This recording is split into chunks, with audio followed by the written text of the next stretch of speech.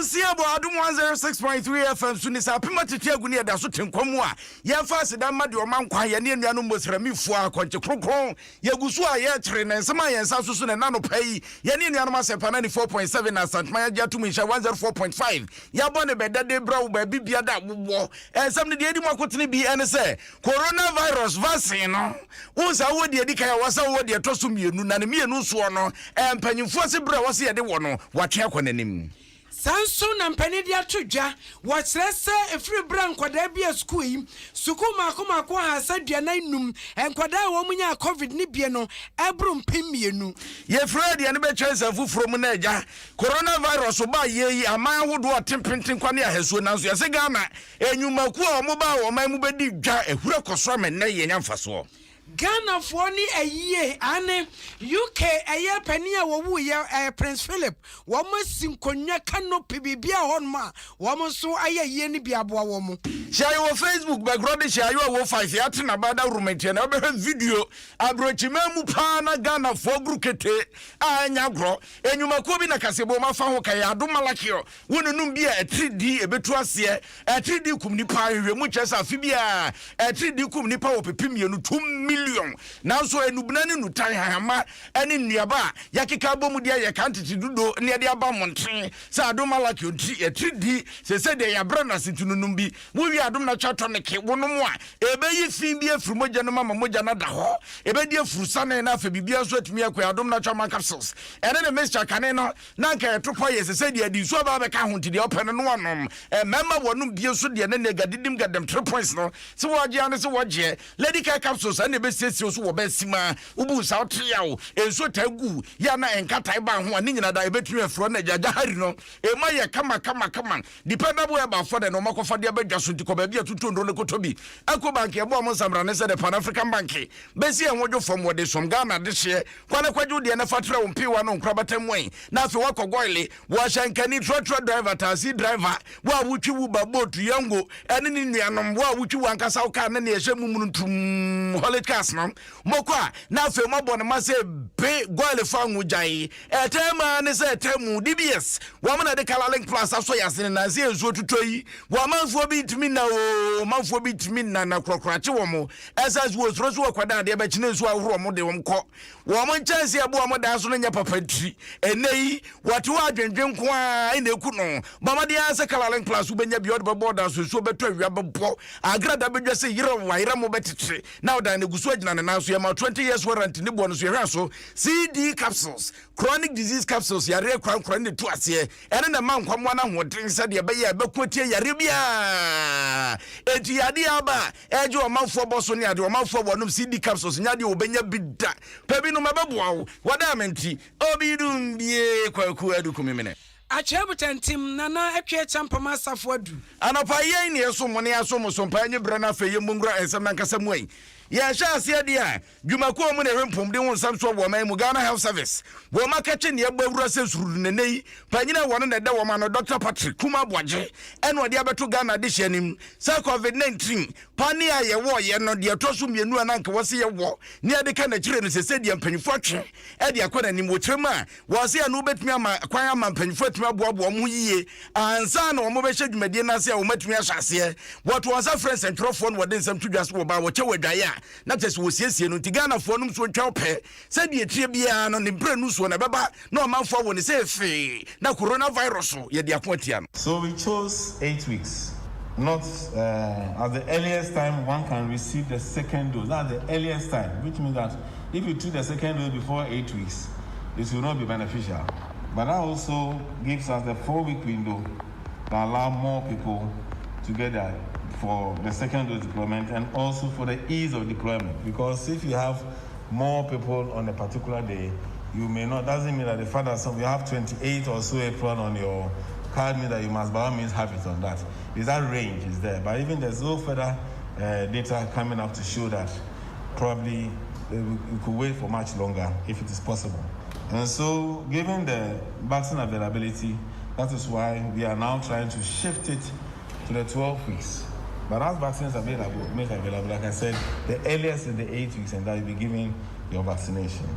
There are significant efforts being made, and we have some assurance from COVAX that by May we'll get vaccination, and if we get our vaccine in May, we'll be able to do our second doses and as a service, you are more concerned with having more people with the first dose. Well, that's what can also cause the distance. But we've got enough, and there are also bilateral arrangements that are bringing in other COVAX vaccines, including Johnson & Johnson, which we are expecting probably in the third or fourth quarter of the year. And then a lot of work is going on to get vaccine Sputnik for everybody. Dr. Kumambu Ajono na no che no de nsam tudwa se wo hwemu Ghana na ehwe ni Musa Nkaja anya hwekura no Ghana de hye so pepie duo 20 million ena kapane no mu betimi awo enso efiri se pane ne ba ye wo manfo hya so wo sa wo wo no nipa 783,560 ena sambro matimi awo ye hwe ni Musa ebi ba beka ho se de be bebode na Ghana de hye dodo na anya bia wo. We have received a total of 966,850 vaccines. 600,000 from the COVAX facility, 50,000 from as a donation from the Indian government. We have 165,000 from MTN Africa, and then 149,000 as a second also from MTN Africa, bringing the total about 315,000 from the MTN group. We have also have about 16,000 Sputnik there, which we are yet to use. As we hope to get more, and then we can put them to use. But I want to just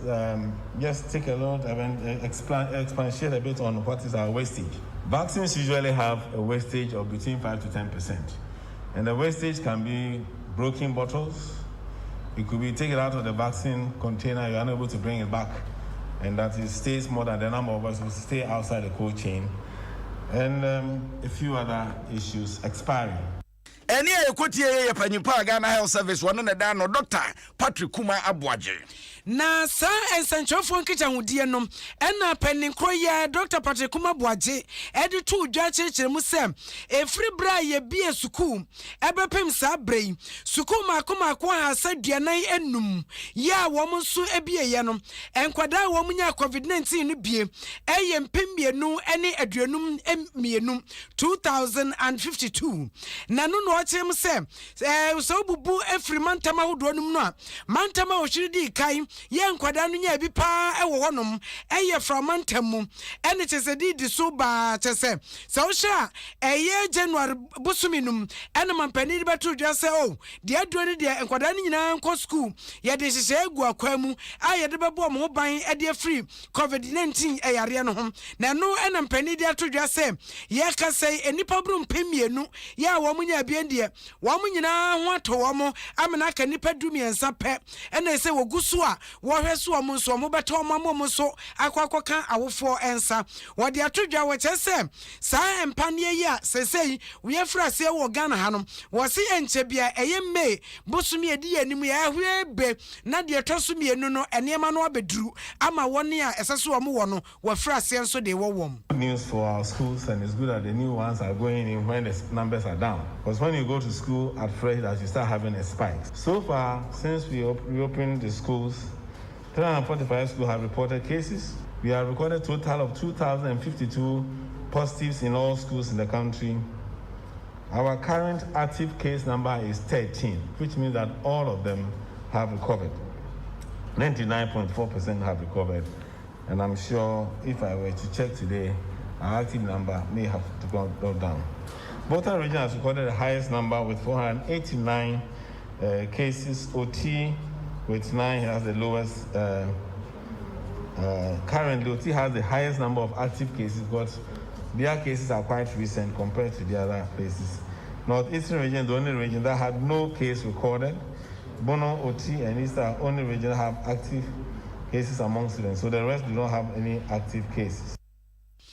Dr. Patrick Kuma Abuaje wane ene kwanchefo woda Ghana Health Service ano ena wakasei. Adom FM. Asempa FM. Inshira FM. Eja obana nkunkuru kase abo anopa no nse abremu de ne eguso a ye bi ede mamu no yenko ye ne mu efiri se coronavirus ba wiase na ma ne homene so firi cha na abrochima mu yu han na afa tretre ko wiase fa na nyina da wo manga ne nya ye chefa na ne amama dodo na nda samre wo musika se mu nkoye wo motwefo wo mobo a chese wo moje anyi wo muje mu nso a enyai na wo koje mu no akwa kodidi en na so na wo so fo wo ne hwede wo bo nsem so wo mamu kwadwo pon kroma no de aba beto dwa wo se atadwufo wa yate de wo hwe sika anwumaku awodo di fram no ne bewura mu wo mayi mu a se yakase yebubu a na cha se empemanim wo panyine echirema wo se sika wo manga ne yenya 2.65 billion US dollars wenya sidijo dollars ena samre aba begu wo mamu se krodon na wo panyine emra wo bubu nkonta no ane Ghana de sha twetwe nkoma no so sika ne de bi free UK brochima mu bi free China brochima mu na mo models no magu se ne atu sampa China brochima mu disika by pa wo se sika free China nkwa ba ye na 750 million US dollars ena UK so de 240 million US dollars e bi free South Africa by ene miamia wudo bebrebe we chema Saudi tutu emfiempi no ene dunkro ho a ya beka se coronavirus ba be ha adwene de na so Ghana ye fa so ye nyaye no ekosoro Oman bia ehwe kwan a yebetumi ama ankrankra nwuma konanim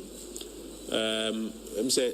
kwan a fa so hwe investment ahena ye ba investment ni bi efi amano ni bi fi oman ni mu de efi amano ni no ye friend of foreign direct investment and sana de efi oman ni mu ankasa no obi enya ni sika oman ni ma na wapen sika akro de bi adwuma bi ye friend domestic investment 2020 numbers no ya kekense ni awie investment projects akese qualify under GIPC de no ahenu ene dioson enkono 279 oka hu sika nyina boma 2.79 billion dollars, almost 2.8 billion dollars. Sa 2.8 billion dollars no emu 2.65 until around of about 2.7 there about no if you are manone ne buy ene mu be 145 million dollars eno de fi Ghana here. Now we have 2.6 now nature said they are 2019 yetumi etwe ba Ghana ha say ya bohu oha nchichemu oha any fanise eduana about 140%, actually 139, but you can run it off to about 140%. Empo asafi enimu no na yenyina yenim sa COVID-19 ya rese ne ama ye ho akyere enti ye boga na fo nyina ba so titiru ye boye nyanuma o GIPC a e boga na ho dewura a etwe ndwuma ba ne ye bo ma ba so. Also for one and I heard a bone some so wa mai mu kwadwo ponkroma ne kwatie ne no wose nyesika nko na ba ye enwuma nso hyetai e mo manfo nya bi ye. Now the key thing that the GIPC is at this stage leading government to do is to ensure that all of these investments in terms of their equity compositions and then their logistics compositions are onboarded fully so that the jobs and opportunities associated with them can be fully realized by the Ghanaian people. So, for example, it's estimated that a total of 27,000 jobs expected to be generated from the 279 projects,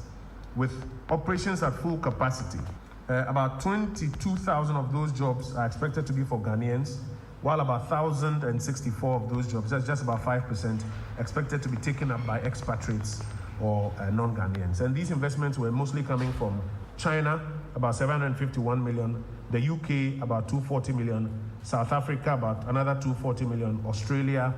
another 240 million, Netherlands, 238 million US dollars thereabout. So what the GIPC is doing at this stage is to ensure that all of these investments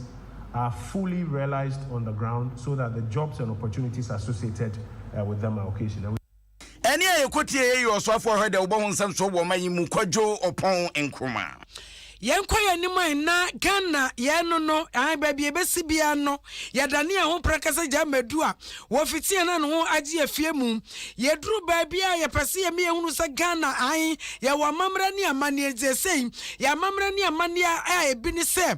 so obi ekonsumenchira ye yie bontumpan ene enfonton from no ye de bia dru yuka brechimam na de ne de koye wo hono mu ai na ne o na amane beto dwa ese Prince Philip wato ewo yuka broti onye se Queen Elizabeth ni kuno an Queen Elizabeth kunu suko ya Ghana for yesesa yenkuku nkaka yentumpan yenfonton from free chua ene de wutani nyina ye de aduru ho ye koye eye Prince Philip ye ene Facebook bra na be hwai enyasem ketwa sede enchene ene eye free chua ne ade edi ehim ewo UK Tottenham no enyasem kete kram Sam nane womo bossa na ketei adoi womo degumu minim se kwesiko ko wote ase o se so wonte ase o but womo ye madwe se esan se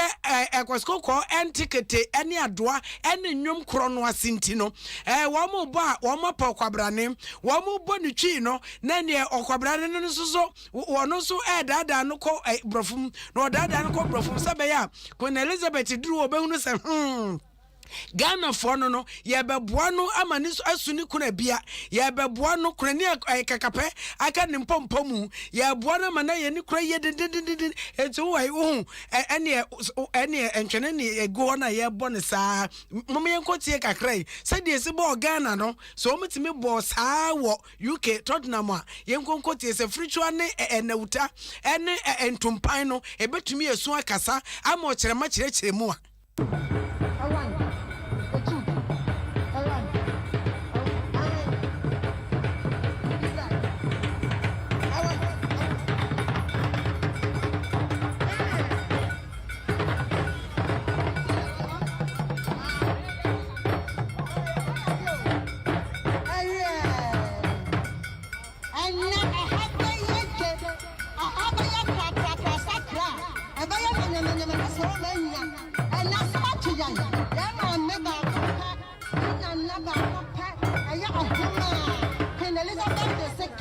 and then you could have come.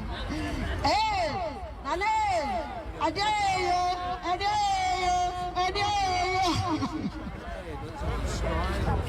Yeah, Abani said me, and I knew and I couldn't say, okay, 1947, and Rani crew. I didn't go to sorry them, Cathedral Church, no Cathedral say. Do that do us apart. Or run about the answer. I've had that and then I'm not sure. I Ghana for ye no what the yana dia sem a ye no to me nya wo boy ye pie best ye be ye ma enti kura na o me e no Queen no what ase e Queen senti no obi gina wona wo translate no translate me no ba kro Prince Philip ani ha na me ma me wona me ntumi ensu a metimi nya nkrofo bo paa mo busuma me enti no anu no kwaku na wo hwe se de Ghana for nani abedie abokuntunkuni abokobini mu wo mo wo mu komu wo mo bi ebubobo mu tie ye ade o ye de no mo bone adaban ntubo prim eno se Ghana ha na won nka bia se ye bia me krom nsuta man na nko je no de nsa no prim tie no wachi benkum no wachi ni fa no de ahwe ne boso na ayo abefa beto me se no na Facebook form no se me ya de prim to unim channel se de osi bo no sikirede obete gang na de se waje no ultimate ko waje kakra no wa claim left and right na no na ateto hey Ghana for ye na ma queen want to me ye no sa enti ye ma no enti mom ye nko ensa abode ne frase ese ba no se agege ne se de be kwa akoma queen no se de koto eye asantifo nka bom ko za Ghana fo nka bom ko mo ye nkotie samon what can say anya say na nko pa no na nka akabo sumi mienu ane dako nanka Prince Philip 100 years 10th of June 1921 to 10th of June 2021 other than 9 of April with me call him say my dear channel nanko jibi say ne card okwaya no surprisingly no and come na never so ye you be fe na di komo party we be yamo na ye di komo na no ja chi say ye owo bi ya odofo we bi Queen Elizabeth the second was say ne komo di France ready to France when na somebody na so ne menina ti e mokasi ye di agro Queen wo ye rap wo ye anamsi ni kwaskoko na gina TV Facebook YouTube wo kasa no ensama ye kanyina wote o wote papa it is obi be kire ni mu wo de ho ma ne nyina kobo Queen say Ghana for wo ma ya de wo ma sunu kuna bia pa wonim si ye sia ma na ye ba bi na kwaku na wonim say anyum koro nyina ka ho Nyum kro nyina ka ho. Na sa nyum kro ka ho. Obete sana Wo se ketefo no. Sana ya kire konfo agini bodi ye ena ye na wo so masama so. Ana Wo ba tanti ase aka ne bedi didado. Wo ba tanti ase aka ne bedi didado wo hene ba. Menyo obi akwase amu akwata gem bibini afra ne se ene wo aka ba bi nti ne yedi awrawo se ye. Won am kese breku atu ne takra motu akroma tu adi. Wo bofo yoyi wo kwa abri yoyi. Wo yanfo me yan emfansi ya emfansi. Kwaku na me dohre eye wei se yete wo mamu kan se da chi bi se otumfo bi da to ho gamanche bi da to ho eye togbe bi da to ana se ya na soro baby ne se kwasko koma me ye bi pa ma ye de a mesi wom se woma me ye ni bi ama ye se de ya ye bi ama wom ya Nessa brofri me bi wa ha. Na kasai na wo prince wu am yetimi asesa ye ntwene ne ade nyina ba ho aba ba ye aboa wa na se yete na sesa bedache otumfo se ya na se abrofo ye de violin obetete adum na chama capsules medro ye be ma no bi lady capsules ye medro adum alaki otimi 3D adum taneke mojadro no bi aboa eko banki koda kwaje besia go ho na fangopa no wo DBS wo de coloring class no de aso yas ne CD capsules eno etimi yare bia kwamon benya hode ana ye no anu bi wada menti e na no pai obi dum bie kwaku adu kumemene achebu tantim nana atwe champoma safodu ya ni aso manopai Kofi Asan ine boy echi don boy adonten ayo wo 5 be grode she ya tena ba social media hu video na na chese yo no ya sori so de adwaso se papa bi akwasi wo ba betena se akwasi asempa de asempa ne nam e na obetensem ya de mo asema munyina monitia